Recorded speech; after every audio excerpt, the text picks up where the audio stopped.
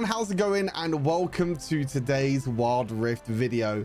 I've got an absolutely incredible Tristana gameplay to show you all today, and I think Tristana is in such a great spot right now thanks to the addition of both Terminus and also the changes that happen to Ruin Infinity Edge, giving you more critical strike damage. And this build will absolutely blow your mind. It's crazy how much damage Tristana can do with this build. Of course, I have Lulu by my side as well, giving me that little bit of extra buffs. For the boots, we obviously go for Gluttonous Greaves because Gluttonous Greaves is super important for AD carries, especially someone like Tristana that doesn't have the best early game. The Omnivamp will help her out a lot. Bloodthirster gives you just a lot of attack damage, even more Omnivamp, and also a bit of attack speed to help her out. Navori Quick Blades with 50% crit chance means that she can use her abilities more often. This is really important to get more attack speed from her first ability, or even trying to jump more often with her second ability, making her extremely mobile and very difficult to lock down. Terminus, the new item. I think Terminus is incredibly strong item for Tristana. This means that with Terminus, you can go for 100% crit chance without building a percent armor item that has critical strike chance, something like Water Reminder, for example. You also get an incredible amount of attack speed as well, also more on hit damage, and attack speed works great with Tristana. She does already have attack speed with her first ability, but it's always nice to have at least one attack speed item in her build. And the other passive with the Light and Darks, giving you more armor and MR, and also giving you the armor pen, is just great for Tristana. As I mentioned as well, the Ruin Infinity Edge, giving you a lot of extra critical strike damage now, is incredible for Tristana. And then you still have the defensive item like Immortal Shield Bow as that final item choice. As for the runes, lethal tempo to give us more attack speeds. We don't have too much attack speed in our build. Again, though, Tristana's first ability gives us attack speed, Terminus gives us attack speed, and also lethal tempo helps us out with the attack speed as well. So we don't need that much more attack speed other than that. Brutal, obviously for the extra on-hit damage. Giant Slayer as well to deal more damage to champions that have a lot of bonus health. Legend Alacrity to give us a bit of extra attack speed. And then also Bone Plating, just in case we do jump forward a bit too far and we do go a little bit deep and also take a lot of damage. Obviously, Legend Alacrity is going to be chosen over Legend Bloodline because you already have a lot of healing with both Gluttonous Greaves and Bloodthirster in the early game. And as for the summoner spells, we have Flash and also Exhaust. Exhaust is going to be really good for Tristana, especially when she jumps in. She tries to get the solo kill with her abilities and also her auto attacks, and then it will give her the reset of the jump away again to jump away to safety, or even jump further forward if you really want to. And in this gameplay, you'll see me even diving underneath the Nexus, like right between the towers underneath the Nexus, and it's absolutely insane. But yeah, that's the build for Tristana. Make sure you give it a try. Onto the gameplay now. See you all in just a second.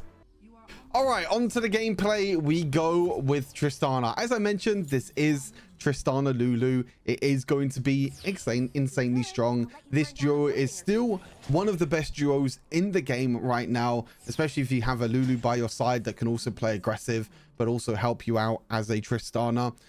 The big thing about Tristana is that her early game is still going to be weak. You can see here me type into my bot lane duo, just saying that, look, we are going to be behind in the early game. We do have to play a little bit safe. We are against a Draven, and I can't remember who their support was. Their support, I think, is like a Thresh, or... Oh, no, it's a Zoe. Oh, I remember this. Oh, I remember this. Yeah, we're against a Zoe duo lane, or Zoe support. This lane was actually super annoying to deal with.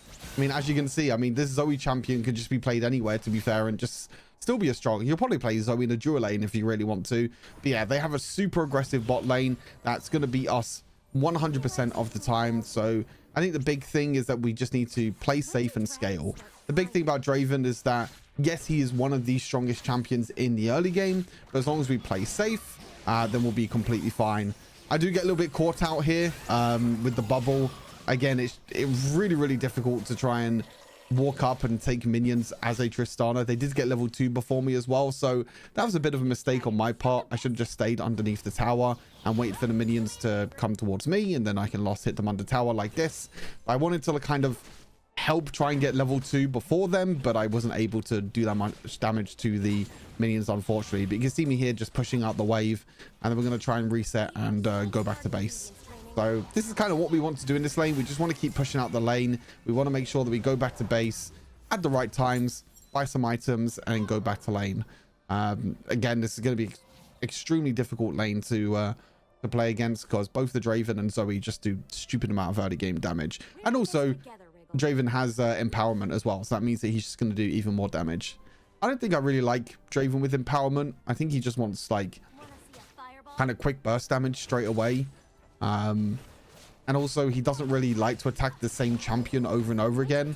Kind of the champion depends on who's in front of him, because he wants to try and keep getting his stacks on his axes all the time. But it's kind of, yeah, I kind of get stuck here. I don't think there's any point of empowerment, because you're very unlikely going to be attacking the same champion over and over again. And it doesn't mean that you are going to be a little bit on the back foot. They go for a crazy invade, by the way. This is like one of the craziest invades I think I've seen. A bit of a crazy invade by them. Like all 4 of them are in the jungle right now. I just kind of don't want to lose in any of these minions at all. I kind of want to make sure that I secure these minions. I'm level 4 now. I do have a level lead, so I can look to try and do enough damage. I accidentally step on the bubble by accident. I know I have an advantage now because I'm level 4 and they're only level 3. And this is where Tristana shines. You're just able to just get solo kills like this. A few kills here and there. Jump here. Boom. Jump out again. That's where Tristana shines. Tristana really shines at finding isolated targets and picking them off with her really incredible single target damage with her 3rd ability and also her ultimate on top of that. But the big thing is like... The thing is like in situations like that, a lot of people would say, why are you not helping your team?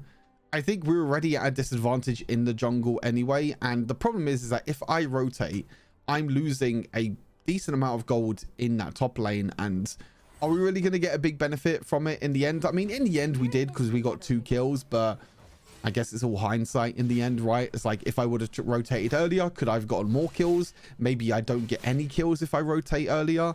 I think either way, you just need to kind of figure out, you know, are you going to win in that situation? And also our jungler died already, right? So it was basically a 4 versus 3 in the Baron, in our jungle.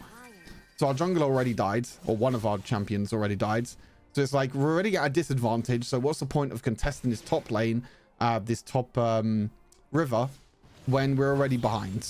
And also, again, as I mentioned, you know, Tristana, one of the weaker early game champions compared to someone like a Draven, for example.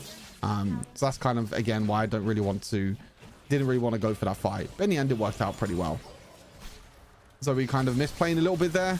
Another kill on the Lucian here, which is not too bad, hopefully. The ultimate didn't kill him. I mean, I can try and jump here if I really want to. Yeah, I can jump here. I kind of flashed the wrong way, but it kind of worked at the same time. I kind of wanted to flash the other way instead, but that still worked out. Onto the Draven, another double kill. I mean, like I said, this is exactly where Tristana shines. I know the Echo is going to ulti backwards. Yep.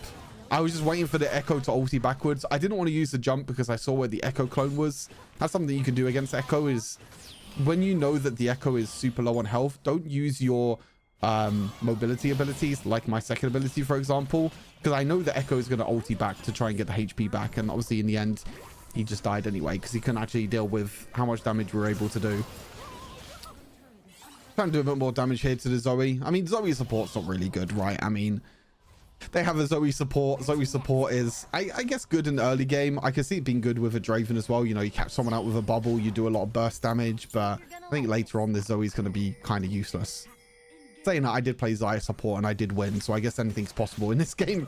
Anything's possible in this game. You can play anything in any role, I guess, and it can still work out.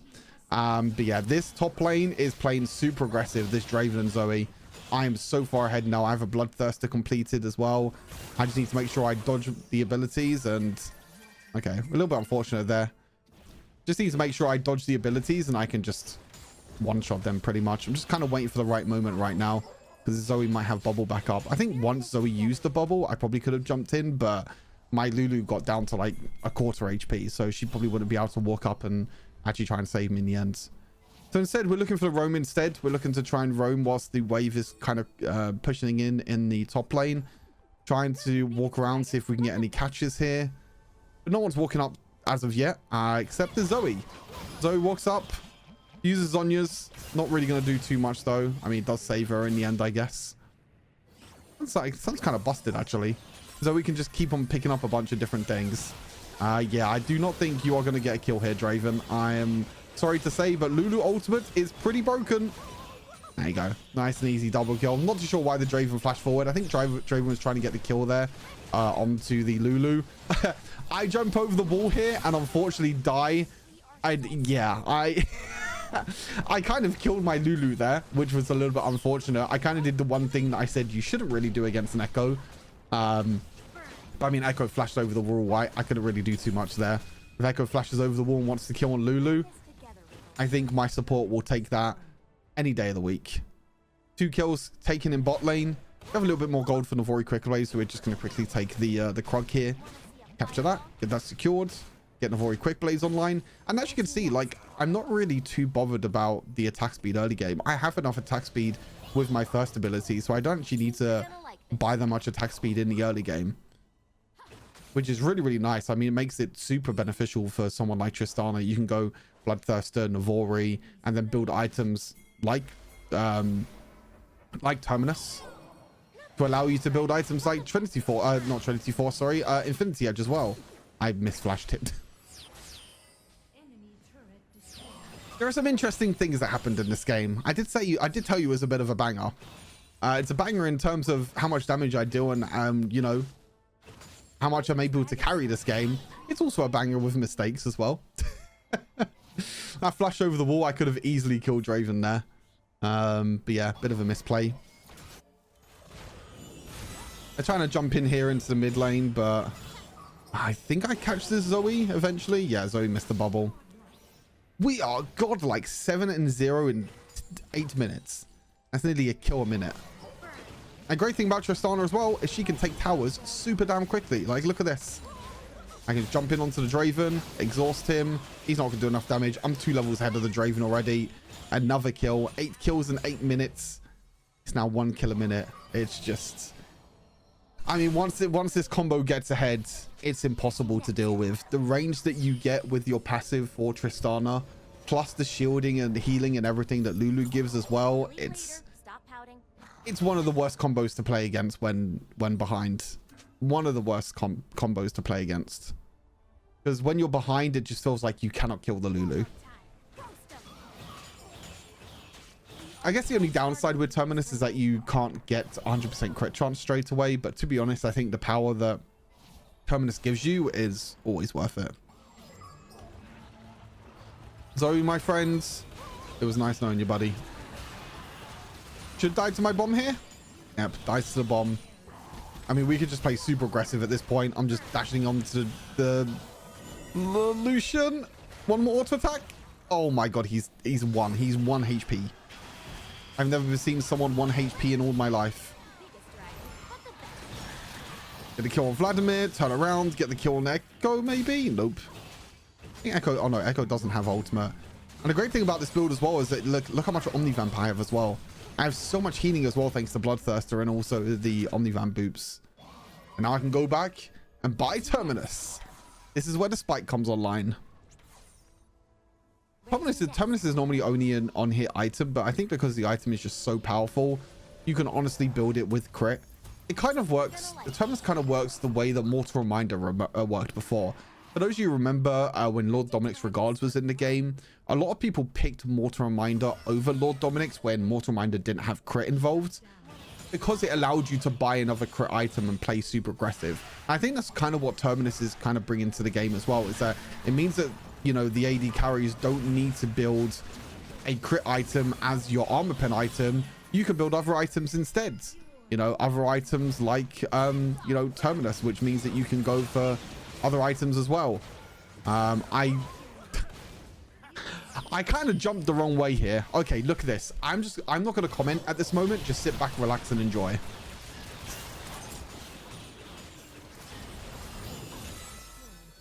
What is going on? It doesn't end there, by the way. I'm just waiting. I'm like, yeah, they're going to push mid lane tower. I can wait here. What in the hell is this damage? What is that damage? I'm underneath their Nexus towers. And honestly, if I walked out more here and honestly, I probably could have killed Draven there as well, but it's a collector diff. It's a collector diff. That is insane. I have never done that before in this game. I mean, it was by accident. I was meant to flash forward onto Draven, kill the Draven, and then jump away again. But yeah, I accidentally jumped the wrong way. Yeah. That was fun though. That was fun. I basically got a quadra kill underneath their nexus. It's kind of funny actually. But yeah, I mean, that just shows you the power of Tristana, really. I think late game Tristana is one of the scariest champions to play against. Honestly, I think late game Tristana is actually harder to play against than someone like a Zaya or a Vayne. Even Vayne as well. I think the only thing about Vayne is that she's super annoying because she has her invisibility with her first ability. I think that's what makes Vayne super annoying.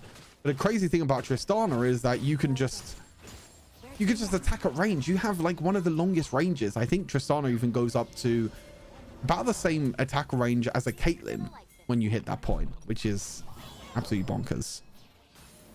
4 items completed, 75% crit chance. I don't need to buy boots upgrade at this point. My crits are now going to be doing 220% damage instead of 175. I can just jump forward here. A couple of auto attacks on the Lucian. Like, my god, this damage. One more auto attack. Like, look at my damage. I'm just auto attacking a few times and I'm just getting kill after kill after kill. I could have got a quadra kill here as well, but I couldn't find the Draven, unfortunately. Yeah, that is going to do it pretty much. 20 kills in a 13-minute game. 4 of them kills were underneath the Nexus Tower. Whoop. Another kill, 21 kills. I mean, like, look at this combo. If you have a duo partner, if you're an AD carry main, and if you have a duo partner that plays Tristana, honestly, this is easy LP. Just play Tristana Lulu. It's so, like, it's free LP. All you have to do is just make sure you play passive in the early game. Like, you saw my early game in this game. I just played passive and waited for the right opportunities to be able to rotate around and pick off kills. Like, pick off single kills here and there. That's exactly what I was doing this game. Even my bomb does too much damage. Echo's gonna... Yeah, I mean... I kind of killed my team there. I mean, my team should have seen the Echo clone. I'm just saying. My team should have seen the Echo clone. Oh, God. It's so funny. I look at this rate, like, I can just auto-attack them underneath their Nexus like this. I was able to kill in the end. But yeah, the game's going to be over. I mean, what an incredible performance. I think I was 21-5 in the end, I think. 25 kills in a 15-minute game. I mean, it's just crazy. Like I said, just play passive in the early game, farm up, get a few items, and then late game Tristana is one of the strongest champions that you can play. No surprise here, MVP. But yeah, 23 kills in what, a 14-minute game? Yeah, 14-minute game. 50,000 damage in a 14-minute game. I can't even work out the maths. That's like 3,000 damage a minute. I think it's over 3,000 damage a minute. I did 54% of my team's damage in a 13-minute game. Like, it's honestly just mind-blowing, like, what you can do. And if you get ahead with this combo, you can see that you can just play super aggressive. You can go underneath the Nexus, and it doesn't even matter. You can still survive. It's just crazy. But yeah, hopefully you enjoyed the gameplay. I told you all it was a banger. Hopefully you learned a thing or two about Tristana as well. Until next time, stay safe, and I'll see you in the next one video. Peace.